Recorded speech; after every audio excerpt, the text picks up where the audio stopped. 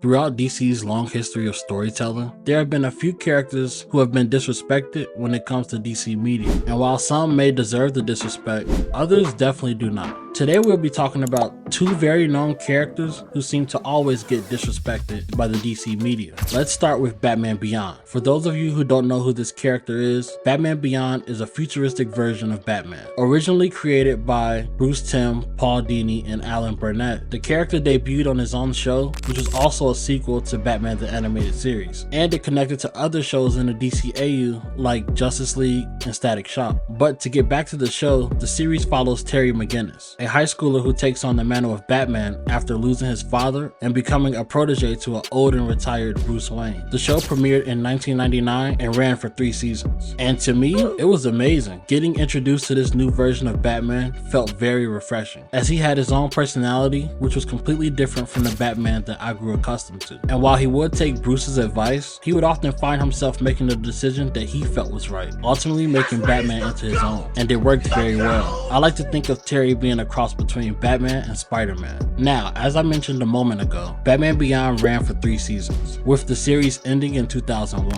And by the time it was over, Batman Beyond had been nominated for multiple Emmy Awards and won 2 Annie Awards. So it's safe to say that it was well received. So how is it that 20 years later, we don't have any Batman Beyond content outside of cameos? Now, I want to say that this has nothing to do with the comics, as the comics have been keeping his name alive and well. My beef is strictly with the entertainment aspect. There hasn't been any games made for the character, any movies made for the character, and the only time we've seen him in animation was for a couple cameos in a movie trilogy that almost killed everybody off. On the video game side of things, we've gotten Gotham Knights and the Suicide Squad game, and both of those games were poorly received and underperformed. What makes it even worse was that before those games were developed, it was reported that DC was potentially making an Arkham-styled Batman Beyond game. But the game ended up getting scrapped, and well, you know the rest. I personally think that an Arkham-styled Batman Beyond game would have been amazing. Hopefully they'll revisit that idea again. Moving on to the film side of things, with movies like the Spider-Verse doing very well and Michael Keaton donning the Batsuit again, it becomes painfully obvious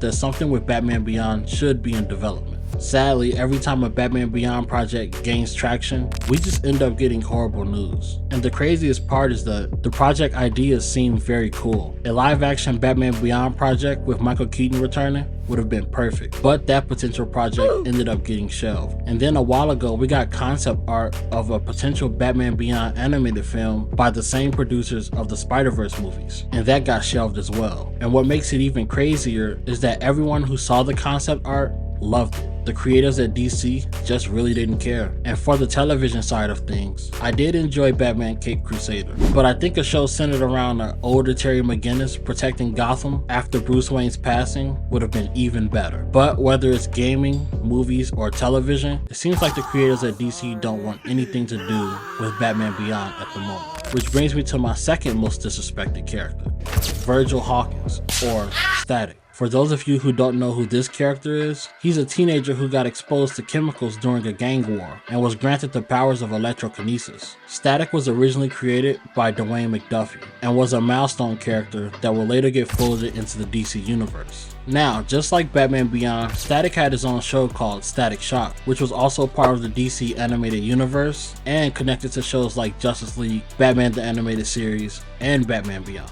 Static Shock was incredible, as we got to see the world through his eyes and deal with a lot of problems that wasn't talked about in regular shows, all while getting the action of a regular superhero show. We would be able to see Static deal with racism, bullying, and homelessness, while still being able to see him take down his main villains. This series debuted in 2000 and ran for 4 seasons, eventually ending in 2004.